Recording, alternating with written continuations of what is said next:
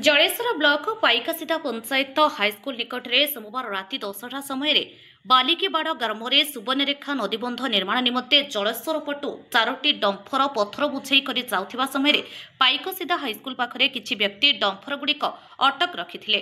सेही समय डंफर रे अत्यधिक पथर लोड जोगु रास्तार दुर्बलता हेतु रास्ताटी दबिजिबा फल रास्ता पाखरे थिबा एक बड़ गर्तर 10 फुट तलकू एक dumper jar number OR 16D3309 खसी पड़ा फल डंफर ड्राइवर अल्पके वर्ती जाई उद्धार होते। खबर पाई घटनास्थल में जलेश्वर तहसिलदार सत्यजित महांती एवं जलेश्वर थानार एसआई भगवान दास घटनास्थल में पहुंची डंफर कागज जांच करथिले। पथर बुझे डंफर ओलटी पड़ा फल अनेक डंफर घटनास्थल में अटकी रही फल रास्ताटी जलेश्वर बालेपड़ा मुख्य रास्ता होइथिबारु खबर लेखा शेष हेबा पर्यंत रास्ता रे जीवा आसिबा संभव होई पारु नाही। एहार सुव्यवस्था करबाकू ग्रामवासी दाबी करिसंती।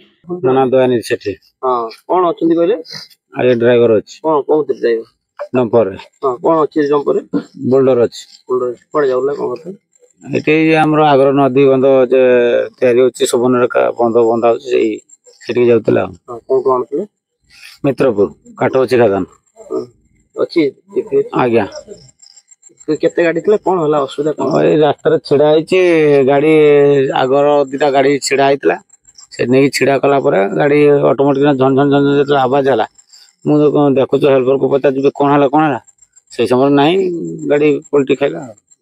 ए गाड़ी थिलो ना बाहर थिलो गाड़ी रे थली कोन है कि आपन असुविधा कोन किछि है नै केवल खाली कोणी पटे कटि जाई ब्लड बर्च। मो श्री चंदन कुमार पढ़ियारी पाइकासीधा आमर जो बालिकीबाड़ सुवर्णरेखा पाखे पत्थर पैचिंग होची आमे बारंबार कंप्लेन करथिलु ए रास्ता देई पत्थर बुझी ट्रक नियंतु नाही। आमे बहुत दिन रे राति रे जग रखी मना करिछु। गला काली आम अंचल प्रबल वर्षा जो रास्ता भुसुड़ी पड़ता ए अंचल 4टी ट्रक 4टी डंपर एट ए टाइम जाउथिया समय गोटे ट्रक बुझे ट्रक उल्टी पड़ी आम हाईस्कल निकट में बाकी 3टी ट्रक बुझे बेआईन ट्रक एटारे अटकी रही ए बाबद आम तहसिलदार सार को जनइलु। तहसिलदार सार आसी ए जगह पर्यवेक्षण कर थाना से देखी जाइछन्ति। आमर एतिकी अभियोग जे ए अंचल दे जेहेतु एटा गाँ रास्ता ए रास्ता जाई डंपर पत्थर बुझे डंपर जमती न जाऊ आगामी दिन मानक ना बेआईन भाव चलता। आम तो ड्राइवर सहित कथा होता कागज पत्र मागिलु से कौन कागज पत्र देखी नथिले सब कागज पत्र से जो आपंकर तहसिलदार सार आसते थाना तरफ आसते कौन ड्राइवर को ये पाइले ना नहले हे तो किसी पदक्षेप नि पारथा पत्थर बुझे ट्रक को हूँ आग को नि पारथा कि तहसिलदार सार कहते आम हाईस्कल निकट में पत्थर बुझे ट्रक को अनलोड करने कारण एटा मेन रोड ब्लकेज हो जाऊँगी। काली सकाळे ए अंचल दे हजार हजार लोक बालियापाल आरंभ कर सिंगला पाखर आरंभ कर लोक जलेश्वर को परिवा पाखर आरंभ कर रोगी पर्यंत समस्त जाऊँच मेन रोड। तेणु तहसिलदार सार कहते आपातत किसी ना ड्राइवर मिलते 2टी जो आगे जो 2टी पत्थर बुझे डंपर छिड़ा है अनलोड करते हे तो जीवा आसवा सुरखुर हो पारता किंतु कौन ड्राइवर ये देखा नाला।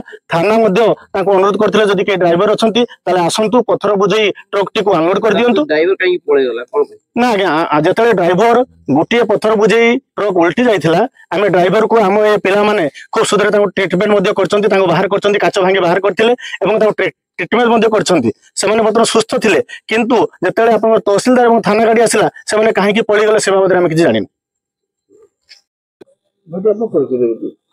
मोर परिचय रविंदर सिंह पाइकासीधा जीपुर बालिकवाड़ा विलेज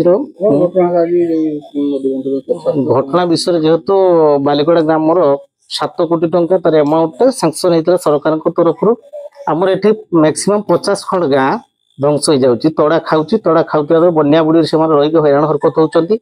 ये बाबद आम अश्विनी बाबू को तथा मंत्री पर्यंत आम दरखास्त कर मंजूर करते 7 कोटी टंका मात्र आजिर घटना जेहेतु रास्ता कम्युनिकेशन भल भाव नथिबारो 4 खंड गाड़ी आसुथिया बेले किछि असामाजिक दुर्बृत्त से माने पैसा चांदा कलेक्शन करिवा पई गाड़ीटा को अटक रखिथिले मात्र ए बाबद अटकी थिबारो वन साइड से माने जोर जबरदस्ती अश्लील से मिसबिहेव कले ता संगे संगे गाड़ीटा को पलटी खाइला तापर मध्य से जीवन रो मरी जाइथंदा। दैव दुर्भाग्य हमर ड्राइवर माने भगवान को दरबार ବଞ୍ଚି ଯାଇଛନ୍ତି। ଆମେ ସାହାଯ୍ୟ ସହଯୋଗ ବାଲିପାଳ ଗ୍ରାମବାସୀ ବୃନ୍ଦ ସମସ୍ତେ ଯାଇକି ତାଙ୍କୁ ଟଣା ଘୋଷରା କରିକି ରକ୍ଷା ରକ୍ଷଣ କରିଛେ।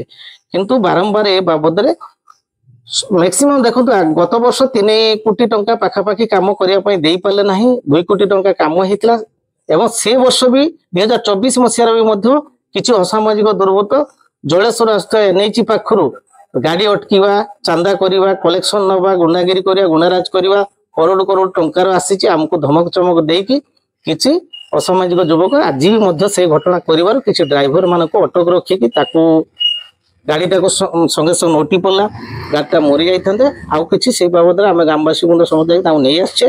ଦୁର୍ଭାଗ୍ୟବଶତଃ ଆମେ ସାମ୍ବାଦିକ ବନ୍ଧୁମାନଙ୍କୁ ସବୁ ଡକେଇଥିଲୁ। ସେ ଭାଇମାନେ ପୁଲିସ ତଥା ଆମର ମାଜିଷ୍ଟ୍ରେଟ ତହସିଲଦାର ମଧ୍ୟ ଉପସ୍ଥିତ ଥିଲେ। ସମସ୍ତଙ୍କ ସହଯୋଗରେ ଆମେ ସାହାଯ୍ୟ ଯାହା ହଉ ଟିକେ ଯଥେଷ୍ଟ ଭାବରେ ଡ୍ରାଇଭର ମାନଙ୍କୁ ବଞ୍ଚିଛୁ ପାଇଥିଲୁ।